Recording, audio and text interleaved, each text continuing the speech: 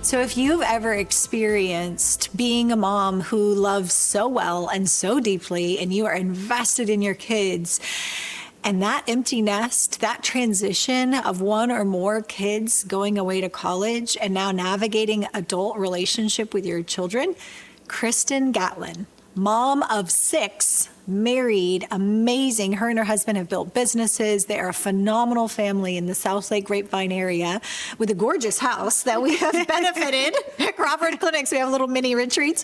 But I have just watched you as a mom do such a great job of transitioning kids and then maintaining that friendship. And I'm sure it's always been easy. There's never been a hard moment to that. No struggle. And how you've helped so many moms in this space of how do I transition from being mommy into being friends with my kids, and that influence going down, that transition. So with the story you were telling before the camera started about your daughter going away to college. So can you share that with us? Yeah, so for me, watching my kids, because I have an older son too, and watching them like leave the nest, it's everything you worked hard for, right? Yeah. That's what you want them to do. Well, you want to push them out, and sometimes they even soil the nest a little bit. Yeah, it's like, good riddance, let's go. It's easier. It's time. Right? Like, okay, I'm done with you misbehaving. Like, go try that on your own, see how that works. So, it's always interesting how you create something in your head about how it's going to be and then what it actually looks like. Yeah. So I can remember my kids driving away, or actually us driving away, because we drop them off, right? And we work really hard. It's almost metaphorical, right? So we get their dorm room ready, we work really, really hard, and then we leave. And yeah. And it's like, okay, and we hug them for the last time, and we just hope that we've instilled everything that they need in their toolkit to survive, right? To make good choices, to make good friends, to do all the things that, they're grounded and rooted in good character and integrity, right? And so, saying goodbye to them is a hard thing to do. Yeah. Right? Because you're literally leaving your authority. Yes. And you're walking into a stage of, how do I gain influence? Yeah. Right? What does that look like? Right? I no longer can be like, don't do that. Right. Don't do that. I'm going to take away your phone. Right. So you have to figure out, like, how do I have influence? And what does that look like? Yeah. And so what are some things that you found helpful along those lines? Because as a mom, as a parent to a child, you have all the influence in the world, and that subtle transition phase. And some families don't do that super well. So they're still trying to do this, don't do that. And then all of a sudden, abruptly, college comes.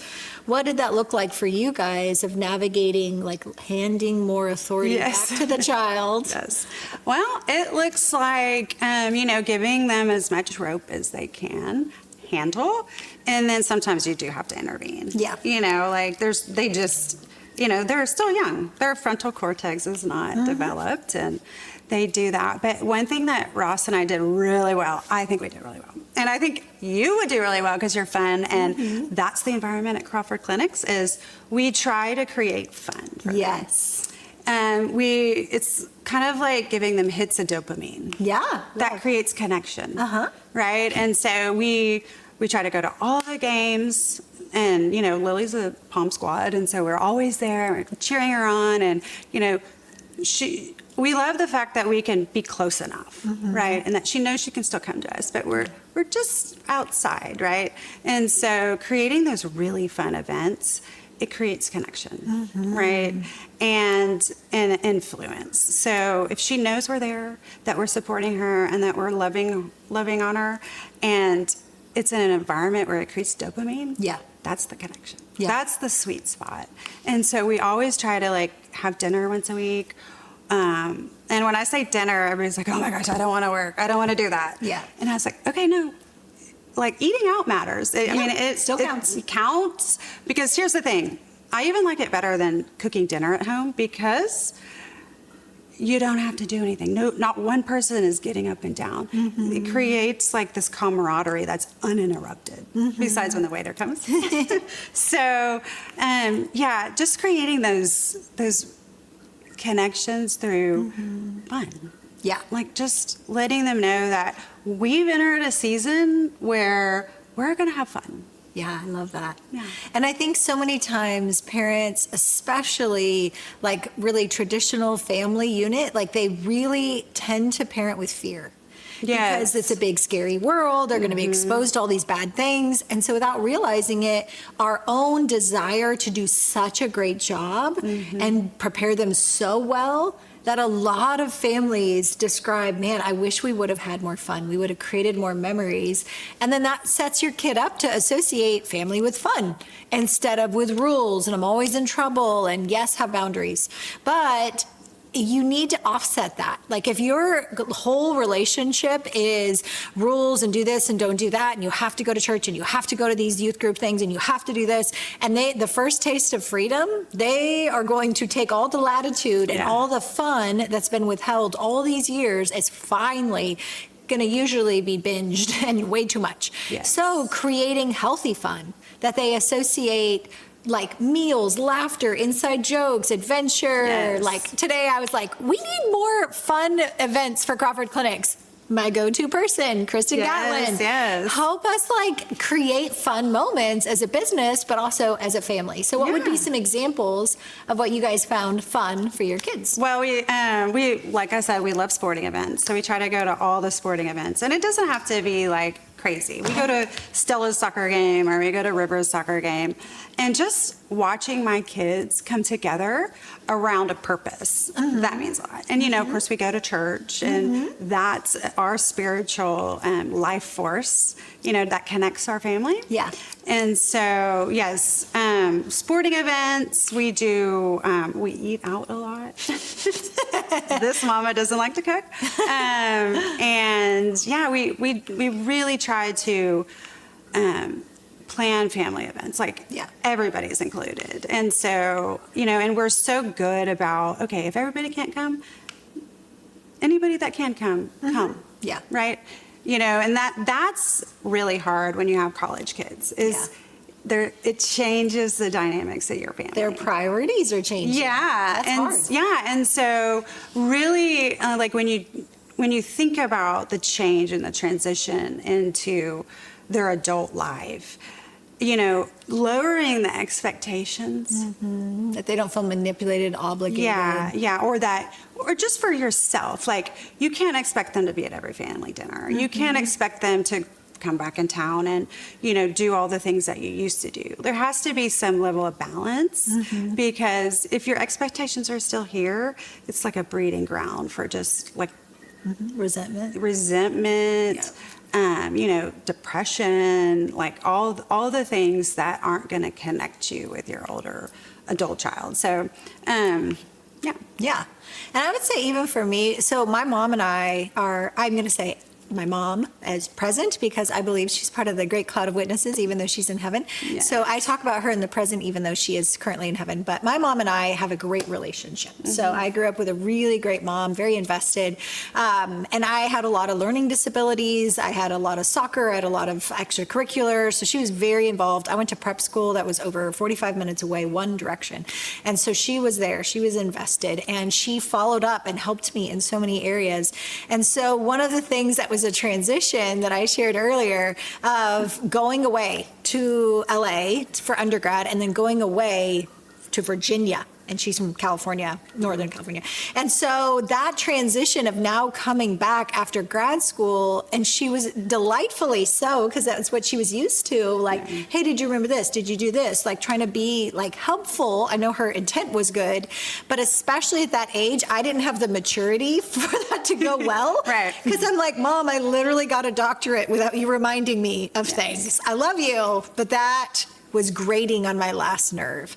And so I popped off at her, and I could tell it hurt her feelings. And so my heart is so sensitive that then I felt bad, and we didn't have somebody like going to you that could have coached us through, like, this is a normal adjustment that you're going to go through of how do we communicate when your kid comes back from college? You know, how do we have expectations if you are in this house for summer break, let's say, or what hours are you coming home? What hours are you not coming home? Like, what am I expecting that you tell me and don't tell me? Do I prompt you and remind you of things? Do I not?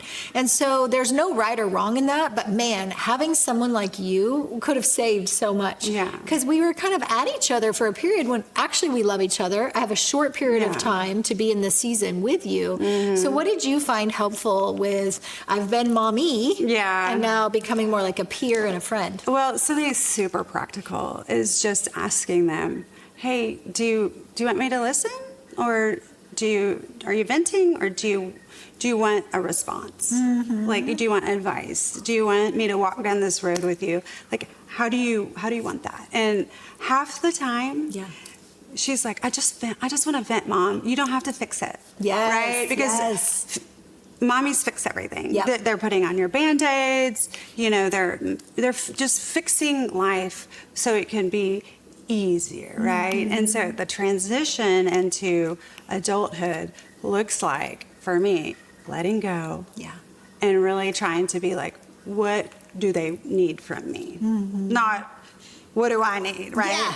Exactly. You know, and it's like that. And, you know, like your mom was, you know, you had that little hiccup. Well, for my kids, like just recently, my daughter moved home, all her stuff from the dorm, and it's everywhere. You know, it looks like the raccoon got a hold of the trash can, and you're like, oh my gosh. And so, you know, there's still guidance when they act like, you know, they teenagers, right? Because they still kind of are. And so, and it is your home. Everything is everywhere, and, you know, I'm like, you know, and so, you know, she's like, what? And I'm like, oh, that's right. This is the way you live in college. Welcome home, honey. So, you know, and you don't live that way here. Yes. And just like the way you speak to them. We love to make it kind of funny. You know, like she was laughing at me by the time I was done with, like, pick up your stuff and organize it and put it somewhere where I can't see it. And then that way, when we go back to school, you'll know where it is. So we, you know, we have fun, and just making sure the way you speak to them is you're speaking like they value what you're saying, with integrity and honesty, and your tone is sweet, right? So, I mean, even some of the things that you work on as a young mommy are the things you do as, you know, an adult mommy, like a friend, right? Like, how would you talk to your friend? Well, you surely wouldn't shame him, and you know, all the things. And so, I mean, so there's things that you can take from being, you know, a mommy, like when you're in the deep depths of like macaroni and cheese and like animal crackers stuck all over your minivan and all that, to the adult friendship with your child. And I think one of my favorite things is, one, I heard later that my mom went through kind of a empty nest depression when I went away to college, because I am the baby of the family. So my brother had already moved out, and I'm the baby, and she has identified so much with her love for her kids and a good mom. And we have a good friendship. And now she's sending her daughter away 6 hours away to the den of LA. Like, oh my gosh, to be an actress. Like, I can't imagine how hard that must have been. And so later in adulthood, she confided and shared that. But I'm really grateful that she didn't share it then. Right? Like at that age, I needed to be able to launch and have a really fun experience in college and have the illusion that my parents are fine. I don't have to take care of them. And I can call and you sound happy to hear from me. So later, when I was out of college, she was able to share her experience, and it knit our hearts in such a sweet way. But I'm really grateful because I have heard families that almost guilt their kids, make them feel bad, what I'm going through here, and you're not here to help your mom, or you're not here to blah, blah, blah. And I would just encourage you not to do that, because I had an excitement to call my parents because I believed they wanted good for me to experience all this. They were praying fervently behind my back that God would protect me. And it was super scary because they have this very sheltered, delightful princess daughter that they're sending to the wolves of Los Angeles. And so it was a lot, but they did such a great job. And I would say the biggest thing for me, honestly, is she had to learn when I was in high school to just listen. I would call, and I knew my mom was going to sound happy to talk to me because I'm in this new world. It's scary and overwhelming over here. I always had home base to go back to. Mom sounded happy when I called. She didn't overreach out or over a mesh or try to fix me while I'm in college. And then she would ask, do you want me to just listen or do you want advice? And that one thing protected our relationship so well when I went away to college.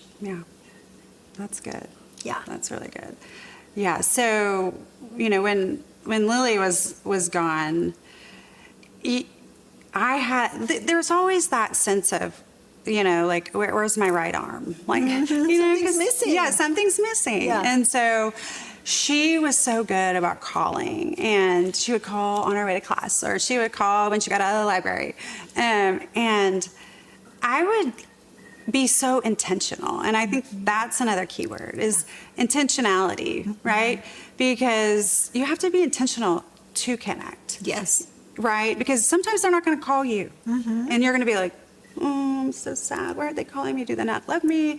What have I done? But that's when you have to really dig in, right? That's when it's all about you, right? You're like, wait, no, I know she loves me. She literally has a Spanish exam, a chemistry exam, and a whatever. And so making sure that you're consistently communicating intentionally. And of course, I like to make it fun. And so Instagram can be lovely for all the right reasons. So we connect all over the memes and the reels. Like, I'm literally that mom that sits on the couch and laughs at myself when I'm sending all my kids the memes and the reels. And I'm like, haha, this is so fun. This is so fun. I'm having fun myself. But like sending them anything, it could be inspirational. It could be like, thinking about you today. Love you. Silly. You're sweet. Your sweet smile just perked me up, and they get a dopamine hit, right? And then they're like, oh wait, that's my mom. I'm going to call her. So, just little tricks to, help your mama heart as well as foster that budding friendship. For the sake of time, we're going to pause here. We'll make this part 1, and then we'll jump in with part 2 and dive deeper into how to have conflict, how to have boundaries, communication. I think we should also do a 3rd episode on raising kids with boundaries in a digital era. Yes. Because, oh my gosh, that's hard. And parents aren't really equipped. They're always treated as the devil when they take away the phone. So... And the ability to be like technologically savvy. Like, it's not that hard. So we need you. Yes. Practical applications. How to see if your child has a for your eyes only on Snapchat. Oh, yeah. I bet nobody ever knew that existed. So I did not. Just little things that you'd be happy to hear about. Yes, so good. Yeah. So Kristen Gatlin is a therapist at Crawford Clinics, and we are going to end here, but then we'll pick it right back up and bring you into more of what it's like to move from parent into friendship with your adult child. So thanks so much, and we'll see you for the next episode. Bye, guys.